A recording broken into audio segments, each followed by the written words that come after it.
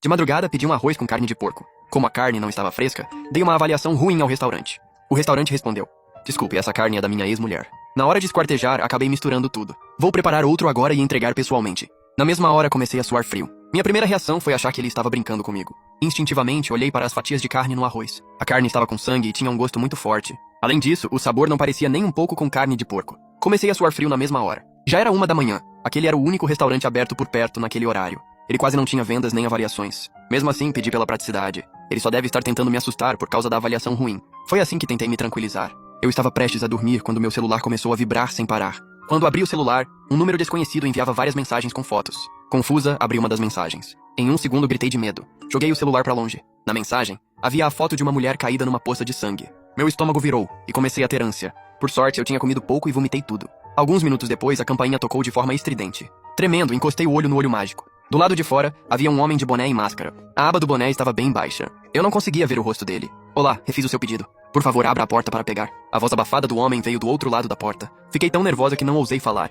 Minhas costas estavam encharcadas de suor. O homem apertou a campainha mais algumas vezes. Como eu não abri, ele deixou o pedido no chão e foi embora. Respirei aliviada. Mas então vi a luz do corredor acendendo e apagando. Franzi a testa. A luz do corredor só acendia quando alguém passava. Isso significava que alguém estava andando de um lado para o outro lá fora. Mas naquele andar só o meu apartamento era ocupado. Todos os outros estavam vazios. Aquele homem não tinha ido embora. Ao pensar nisso, fiquei pálida. De repente, o toque do celular quebrou o silêncio. Desesperada, coloquei o celular no silencioso. Eu temia que o homem lá fora percebesse que eu estava atrás da porta. Quem ligava era minha colega de apartamento, Huang Ling. Huang Ling sempre saía tarde do trabalho, normalmente nesse horário. Saí mais cedo hoje. Estou esperando o elevador. Du, você está no elevador? Vi que o elevador estava descendo do 4º andar. E nós morávamos justamente no 4º andar. Percebi na hora que algo estava errado. Provavelmente quem estava no elevador era aquele homem.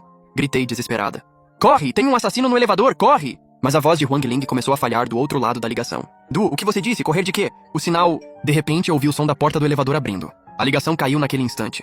Huang Ling provavelmente tinha encontrado aquele homem.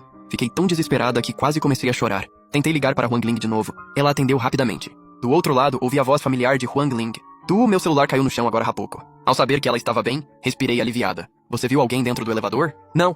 Não tinha ninguém lá dentro. Hoje eu trouxe umas uvas pra você. Depois a gente lava e come juntas." Meu coração, que tinha acabado de se acalmar, disparou de novo. Eu tinha uma alergia grave a uvas. Da última vez que bebi suco de uva por engano, fui parar no pronto-socorro. Wang Ling e o namorado dela me levaram ao hospital. Ela sabia muito bem disso. Então por que diria aquilo de propósito? A menos que alguém estivesse ao lado dela. Um arrepio subiu dos meus pés. Corri até a cozinha e peguei uma faca de frutas. Logo depois, ouvi a porta do elevador se abrir no corredor, mas só ouvi os passos de uma pessoa. Era o som de salto alto. O som seco ecoava pelo corredor silencioso. Será que Huang Ling estava bem? Mas o jeito como ela andava parecia estranho. O isolamento acústico do prédio era ruim. Quando chegava tarde, ela sempre pisava leve para não incomodar os vizinhos. Mas agora, o salto batia com muita força no chão. Parecia que alguém segurava o sapato e batia de propósito contra o piso.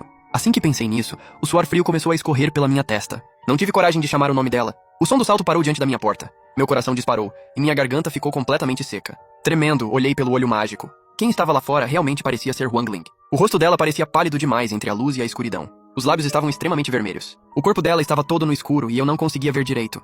Então alguém bateu a porta. No corredor parecia haver apenas Huang Ling.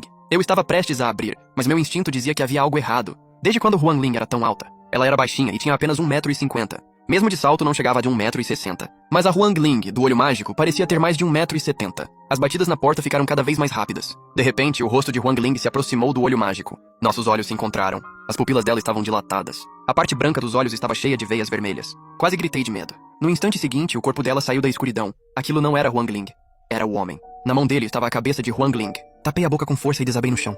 "Seu pedido ainda está na porta, saia e pegue." A voz dele era rígida, como se saísse a força da garganta. Prendi a respiração e não ousei fazer nenhum barulho. Por que ele queria me matar? Só porque eu dei uma avaliação ruim? Isso era assustador demais! Agora até uma avaliação ruim podia custar minha vida. Enquanto eu estava paralisada, uma pancada violenta atingiu a porta. Parecia que alguém do lado de fora usava um objeto pesado para arrombar a porta.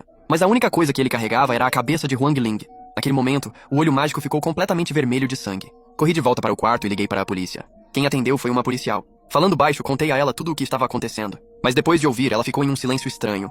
Depois de alguns segundos, ela perguntou: "Tem certeza de que pediu comida desse restaurante?" Respondi que sim. A voz da policial ficou estranha. Ela disse que o dono daquele restaurante realmente matou a ex-mulher. O motivo foi que ela levou o atual namorado até lá para humilhá-lo. Mas isso tinha acontecido 6 meses antes. O dono foi morto pela polícia no local.